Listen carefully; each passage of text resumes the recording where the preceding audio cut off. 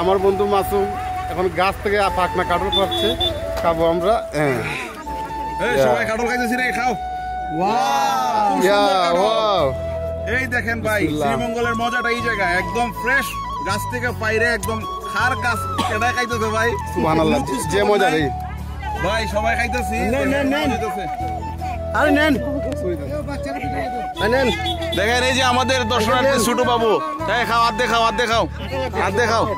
সবাই খান, সবাই খান, কত মজা এটা, একবারে গাছ পাক না। লন লন, সবাই খান। ধরবে একটু, আমিও খাই। আল্লাহ তোরা দিয়ে আমার তোরা তোরা খাই শেষ করি তো।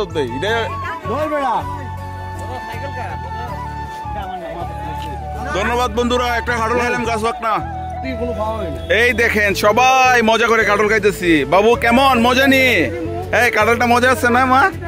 এই তো ঠিক আছে, তারা ঢাকা থেকে আসছে মনে হয়। তোমাদের বাড়ি কোথায়? ঢাকায়? ও আচ্ছা আচ্ছা, ও ঠিক আছে। অনেক মানুষ, আমরা আছি দার্জিলিং টিলার রাস্তায়, খুব সুন্দর জায়গা, একদম গাছ থেকে বাইরে রাস্তার মাঝে খাইতেছি কাটল। অনেক, এটাই সবথেকে মজা, এটাই সবথেকে মজা। কাটল মজা নি শুয়েব? শুয়েব কাটল মজা নি? গৌতম কাটলটা মজা নি? আরে শুয়েব কিতা বেটা, কাটলটা সম্পর্কে কিতা কোন না হচ্ছে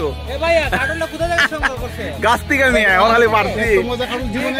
ও ভাই, শ্রীমঙ্গলে ফ্রি কাটল খাইতে গেলে বাগান আইতিব, এবং যাদের গাছ আছে কে বললি কাটল দিয়ে দে, কাটল একদম ফ্রি। ওয়াও, দেও একটা কাটল খাওয়াই ধরে।